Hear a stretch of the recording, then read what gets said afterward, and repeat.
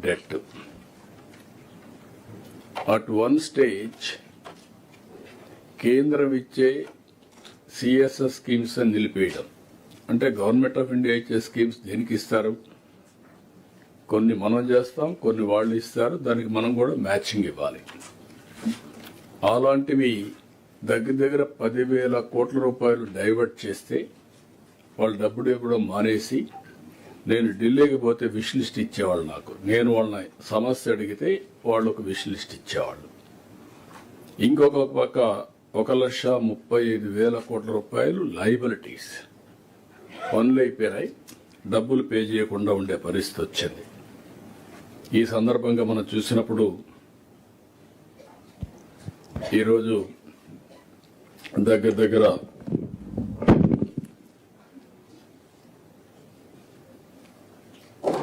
కొన్ని మార్పులు కూడా పోయిన కలెక్టర్స్ కాన్ఫరెన్స్ కి ఈ కలెక్టర్స్ కాన్ఫరెన్స్ కి జిల్లా కలెక్టర్స్ అదనంగా వచ్చారు. 2 కొత్త జిల్లాలు ఫామ్ చేశాం. 28 జిల్లాలు ఏర్పాటు చేసిన తర్వాత మళ్ళీ మొదటి కలెక్టర్స్ కాన్ఫరెన్స్ ఇది.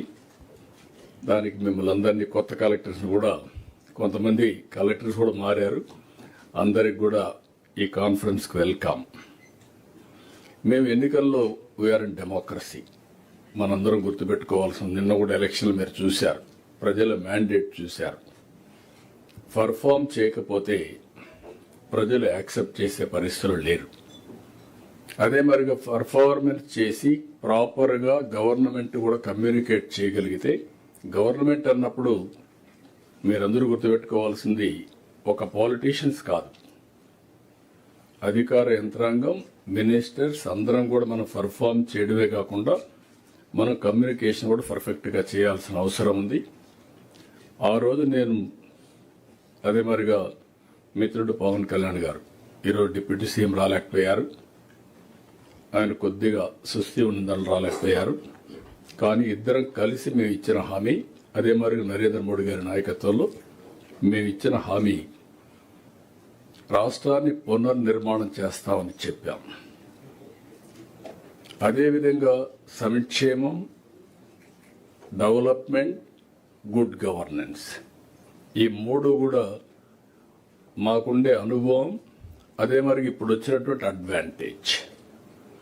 ఒకప్పుడు నేను అనుకున్నా కూడా ఇప్పుడే కేశవ్ గారు అంటున్నారు ఆయనకు ఫైనాన్సెస్ షార్ట్ ఫాల్ ఉంది. పీయూష్ గారు యాజ్ ఫైనాన్స్ సెక్రటరీగా ఆయన డ్యూటీ ఇది కాదని చెప్పాలి, లేకుంటే ఎక్కడికక్కడ ఇది చేయాలి. యాజ్ చీఫ్ మినిస్టర్ నాకు ఒక కమిట్మెంట్ ఉంది, చెప్పింది నిలబెట్టుకోవాలి. That is where trust factor. ఈ అన్నింటి మధ్య మీరు చూసినప్పుడు నేను క్లియర్గా మీ అందరికీ మళ్ళీ చెప్తున్నా, truth is only one. That is wear NDA central government is doing. ఎక్కడికక్కడ మీరు చూస్తే ఒకటి వెల్ఫేర్ ఇవ్వకపోతే పబ్లిక్లో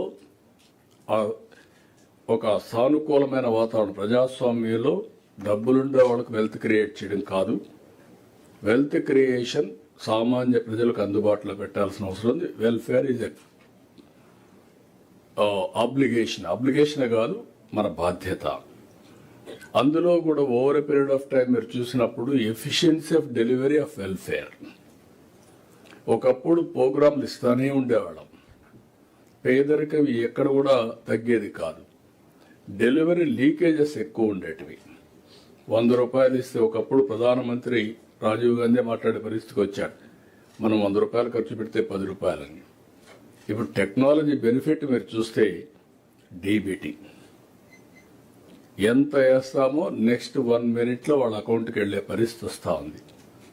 ఇంకొక పక్క కైండ్ మనం ఇచ్చినా దాన్ని కూడా మనం ఎక్కడికక్కడ అనలైజ్ చేసుకుంటున్నాం. అభివృద్ధి మీరు చూశారు, 5 సంవత్సరాలు ఏమాత్రం అభివృద్ధి లేకుండా గుంతలు పడిన రోడ్లు ఇవన్నీ ఉంటాయి. ఈరోజు అభివృద్ధిని పరిగెత్తించగలిగాం, ట్రాక్లో పెట్టగలిగాం. నేను మొత్తం మార్చేసామని చెప్పను కానీ ఇంకా చేయాలని చాలా ఉంది, ట్రాక్లో పెట్టాం. గవర్నెన్స్, ఇక్కడే మిమ్మల్ని అందరినీ కోరుతున్నాం.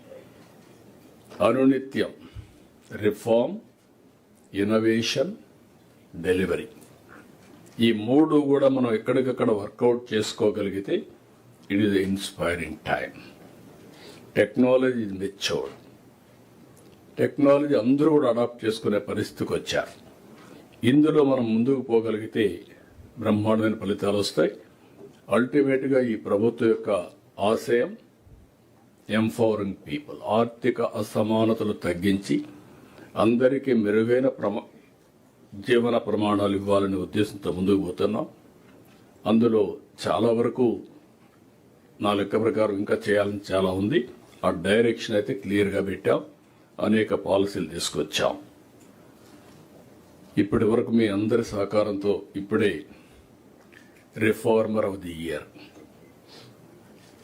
That is not my achievement, it is a collective achievement all of us. ఇక్కడుండే మనందరి సమిష్టి కృషి. 2 ఏళ్లకు మునుపు రాష్ట్రం గురించి ఏ విధంగా మాట్లాడేవాళ్ళు, ఈరోజు రాష్ట్రం గురించి ఏం మాట్లాడుతున్నారు, the award it self is indication. కాబట్టి ఈ యొక్క అవార్డు అనేది బాధ్యతను కూడా పెంచింది. ఇప్పుడు అవసరం కూడా ఇలాంటి అవార్డ్స్ మనకు. నేను చాలాసార్లు ఎన్నో అవార్డ్స్ ఇస్తే నేను ఎప్పుడూ యాక్సెప్ట్ చేయలేదు, కానీ ఇది యాక్సెప్ట్ చేశాక దానికి కారణం కూడా ఇంకొద్ద పెద్ద ఎత్తున పెట్టుబడులు వస్తాయి, ఒకసారి పాజిటివ్ మూడ్ వస్తుందనే ఉద్దేశంతో యాక్సెప్ట్ చేశాం. మరొకసారి దీనికి సమిష్టి కృషి చేసిన ఇటు క్యాబినెట్, ఇటు secretaries, not only secretaries, last మైల్లో పనిచేసిన చివరి వరకు ఒక గ్రామ స్థాయిలో పనిచేసిన అధికారి వరకు అభినందిస్తున్నా. ఇది మీ అందరికి అంకితం చేస్తూ ఇంకా బాధ్యత మళ్ళా ఒకసారి మీకు గుర్తు చేస్తున్నాను. అయితే ఈరోజు మనం ఎన్నికల్లో హామీలు ఇచ్చాం. హామీలు నెరవేరుస్తూ ప్రజలు మెచ్చుకునేట్టుగా ఫలితాలు వచ్చే విధంగా పరిపాలనకు శ్రీకారం చుట్టాం. నేను పబ్లిక్ సాటిస్ఫాక్షన్ కొలమానంగా పెట్టుకున్నా. అందుకే పీపీపీ విధానం, పాజిటివ్ పబ్లిక్ పర్సెప్షన్, దీనికి ప్రాధాన్యత ఇచ్చాం. పింఛన్ పంపిణీ నుంచి అర్జీల పరిష్కారం వరకు ప్రతి ఒక్క సేవ కూడా ప్రజలు హర్షించాలి. ఈరోజు మీరు ఒక పింఛన్ ఇస్తున్నాం. పింఛన్ ఇచ్చినప్పుడు మనం డబ్బులు ఇవ్వడం ఎంత ముఖ్యమో, లాస్ట్ మైల్లో డెలివరీ చేసే అధికారి ప్రవర్తన కూడా అంతకంటే ఎక్కువ ముఖ్యం. అప్పుడే ఆ సాటిస్ఫాక్షన్ ఉంటుంది. దానికి మనం ప్రాధాన్యత ఇవ్వాల్సిన అవసరం ఉంది. ప్రస్తుతం పలు శాఖల్లో ఆల్ డెలివరీ మీరందరూ గుర్తుపెట్టుకోవాల్సిన అవసరం ఉంది. మనందరం కూడా, మీకు అందరికి ఐడియా ఉంది, రీఎన్ఫోర్స్ చేస్తున్నా. మనం ఇచ్చే kind cash services, all services we are measuring regularly with the beneficiaries, IVRS or QR code or CAPI ఏదన్నా నుండి మీరు సర్వేలన్నీ చేసుకుంటున్నాం.